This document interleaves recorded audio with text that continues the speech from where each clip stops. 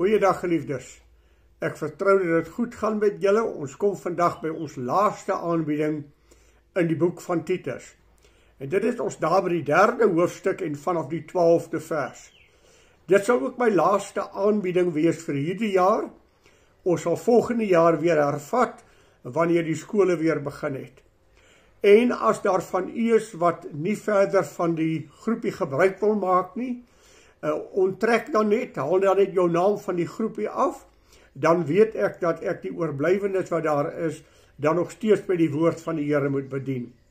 En ek sê dit in die lig van dat u iemand anders ter gaan kry wat die selgroep by die kerk gaan aanbied, en moontlik is hierdie dan nou vir u 'n oorbodige of te veel.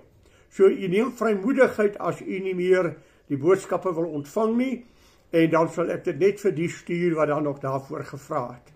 Kom ons lees dan wat sê Paulus aan Titus. Hy sê, wanneer ek Artemas en Tychicus na jou stuur, doen dan jou bes om na my te kom in Nicopolis, want ek het besluit om daar te oorwinter. Jy moet Zenas, die wetgeleerde en apostel, ywerig voorthelp, sodat hulle aan niks kort ontbreek nie. Ons mense moet ook leer om vir die noodsaaklike behoeftes goeie werke voor te staan, sodat hulle nie onvrugbaar mag wees nie. Nou hier het ons 'n geweldige woord, geliefde. En dit is ons sorg vir mekaar binne die gemeente van die Here. En dit is nodig dat ons vir mekaar moet sorg. Paulus noem 2 manne hier, hy noem hulle Zenas en die wetgeleerde Apollos. Julle moet hulle ywerig voorthelp, dat hulle in niks kort kom nie. Met ander woorde, wat sê hy vir Titus? Titus, kyk na hierdie 2 manne en sorg vir hulle, want hulle gaan die werk van die Here doen, hulle gaan die boodskap van die Here voordra, help hulle ywerig om hulle werk te kan doen, want hulle is deur God geroep en hulle het julle nodig.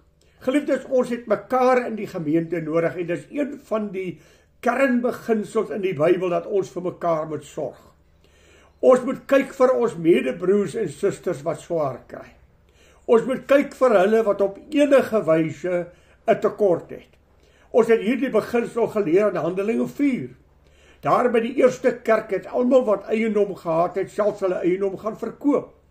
Met hierdie doel dat daar niemand onder hulle tekort sal hê nie, dat niemand onder hulle sal swaar kry nie, maar dat daar van die fondse wat beskikbaar is aangewend sal word om vir hierdie mensies te sorg. Daarom moet ons kyk na mense wat om ons is wat swaar kry. Ek geliefdes, daar is van hulle. Kyk uit vir hulle en help hulle voort sodat die Here vir u genade gee. Wat kom ek en u besef dit net weer? Alles wat ons het, het God vir ons gegee. Met watter doel het God vir ons gegee? As die Here vir my oorvloed gegee het en ek vandag 'n vermoënde mens is, dan moet ek vir die Here vra, Here, waar wil u hê moet ek betrokke raak by u werk? Waar kan ek iemand help wat swaar kry? Want God het nie vir ons gegee dat ons net moet opgaar en opgaar en opgaar nie, maar dat ons betrokke sal raak in sy werk. As 'n mens dink aan bydra, dan sê ek nie alleen fisies nie, nie alleen materieel nie, maar dit kan ook geestelik wees, dit kan opbouing wees, dit kan 'n woord van bemoediging wees. Vra vir die Here, Here, waar moet ek betrokke raak om mense te help? Ons dink onwillekeurig aan die Samaritaan, wat sy vyand gesien langs die pad lê het, sy hart het uitgegaan na daardie persoon en het hom gaan verbind. Hy het hom op sy bakdier gedra en hom na die naaste herberg gebring. Daar het hy gesê, versorg hierdie man. Ek is op 'n reis, maar as ek terugkom en daar is enige tekort, dan sal ek vir hierdie man se kostes instaan. Ek sal betaal. Die woord van die Here het ook vir ons gesê, al gee jy net vir iemand 'n beker koue water in my naam, dan sal jy sekerlik seën van die Here ontvang.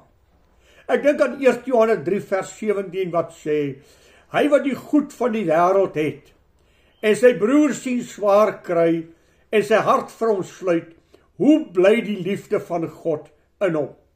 Jy sien die geliefdes, hy sê ons moet ons mense leer. Ons moet hulle onderrig, dat hulle die noodsaaklike behoeftes van ander sal voorsien en sal sorg dra. dat hulle noodsaaklike behoeftes sal sien en daarvoor sal instaan. Ons moet daar wees vir ander mense. Is dit nie die wese van die hele evangelie nie? Kom ons begin reg aan die begin. Toe die mens gesondig het, is God daar om die mens uit sy nood te kom verlos. God is 'n God wat gee. Ag, miskien moet ek dit vir u lees. Dan lees u saam met my 1 Johannes 3, en ek gaan net hier en daar 'n versie lees. Hoor wat sê 1 Johannes 3 vers 16. Hieraan het ons die liefde leer ken, dat hy sy lewe vir ons afgelê het, en ons behoort ook ons lewe vir die broeders af te lê. Daardie welbekende teksie. So lief het God gehad, dat hy sy eniggebore seun gegee het, sodat elkeen wat in hom glo nie verlore mag gaan nie, maar die ewige lewe kan hê. As ons kyk na 1 Johannes die 4de hoofstuk, en wel daar by die 7de vers, dan leer hy ons die volgende.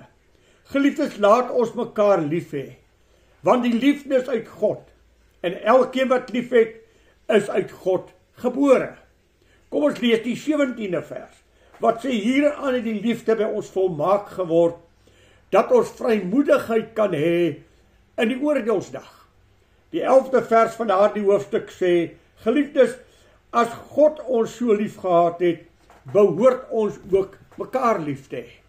Nou kom hy en sê, ons moet leer, ons moet op die uitkyk wees, ons moet ons oë en ons harte oopmaak om te sê, Here, vir wie kan ek help? Onthou u Galasiërs 1, wat die woorde sê, op julle wat sterk is, rig die verpligting om die swakhede van die swakkes te dra. Wat ek en jy het, is genade van God. As ons vandag dit met ons goed gaan, as dit met ons wel gaan, dan is dit genade van die Here, en dan wil God hê ons met ons harte en ons hande, ja, ons sakke ook oopmaak, om vir mense om ons te gee. Ek het reeds vir u gesê, dis die kern van die Bybelse boodskap. God het lief gehad en hy het gegee. Jesus Christus het lief gehad en hy sê, ek het nie gekom om gedien te word nie, maar om te dien en my lewe te gee as losprys vir baie. Ek en jy in die gemeente, sodat ons sal sorg dra vir mense om ons, dat ons mense so noodsaaklike behoeftes voorsien. Ek het reeds vir die genoem van Handelinge, waar ons moet uitreik en daar wees vir mekaar wanneer dit swaar gaan. En dan gebruik hy 'n woord, sodat hulle nie onvrugbaar mag wees nie. Hierin is 'n geweldige groot woord. As ek dan my hand oopmaak vir mense en gee, omdat God op my hart gelê het en vir my die behoefte uitgewys het, dan dien ek God in die eerste plek, want ek seën sy kindertjies. Alles wat ek vir sy kindertjies gee, sal die seën van God ook my deel wees. Titus sê vir die mens dat hulle gee, dat hulle nie onvrugbaar is nie. Want hierin sal die vrug van God ook in hulle lewens openbaar word, dat hulle harte vir mense om hulle het. En ag geliefdes, ek wil vir u uitdaag. Ons is liggaam van die Here. En as een lid in die liggaam ly, dan ly die hele liggaam. As daar iemand in die gemeente is wat swaar kry, na die tydelike, as daar iemand is wat swaar kry en behoefte het, dan kan hy nie sy volle potensiaal in die gemeente ontwikkel nie, en kan lei die gemeente skade, want daar is iemand wat swaar kry. Ons moet ywerig daartoe werk om te sê, Here, help ons dat ons 'n gemeente sal wees wat mekaar lief het. Die Here Jesus op 'n stadium gesê, hieraan sal die wêreld weet, dat julle my disippels is, as hulle julle liefde onder mekaar aanskou. Dit is een ding wat sigbaar moet wees, dat mense na ons as gemeente moet kyk en sê, kyk hoe lief het hulle vir mekaar. Kyk hoe reik hulle uit na mekaar. Kyk hoe sorg hulle vir mekaar. Ja, dit gaan moeite kos. Dit gaan inspanning kos. Dit gaan kos dat jy moet gee. Want liefde is nie 'n emosie nie, liefde is 'n daad. Liefde is om iets te doen. Dit mag 'n woord insluit, maar liefde kom uit die hart gebore, wat ek vir my hand uitsteek vir iemand iets gee. Dit is mos wat die Here die barmhartige Samaritaan genoem het. Wie van hulle het liefde betoon? Daarom wil ek vir u uitdaag as gemeente, wil ek vir u uitdaag as selgroepie, dat u oë en u hart en u hande sal oophou om te sê, sien ek iemand wat nood het, dan het God daardie persoon vir my gewys. Wat gaan ek doen? Ag, ek dink aan jare gelede is daar 'n verhaal vertel wat daar in Cornelia gebeur het. Waar hulle gepraat het oor die behoeftes van 'n persoon, en toe het een van die raadslede gesê, broeders, ek jammer 'n pond. Hoeveel jammer julle? Om net te sê ek is jammer, of vir 'n broeder te sê ek bid vir jou, los jy sy probleem op nie. Daarom het Jakobus gesê, gee eers vir 'n man 'n kombers, voor jy die evangelie aan hom verkondig. Gee eers vir hom kos dat sy maag versadig word, dan sal die evangelie meer ontvanklik wees. Dit begin by 'n daad van uitreiking, wat ons mense vir die Here wen. Vriendelikheid by die kerk. Kyk na besoekers wat na die kerk toe kom en verwelkom hulle. Wees daardie persoon wat die liefde van die Here aan mense betoon.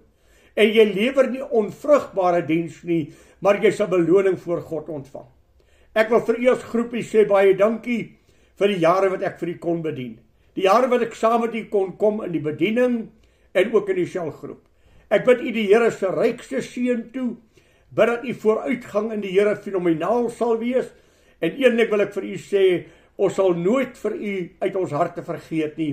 Elkeen van u het 'n besondere plek in ons hart, en ons waardeer u.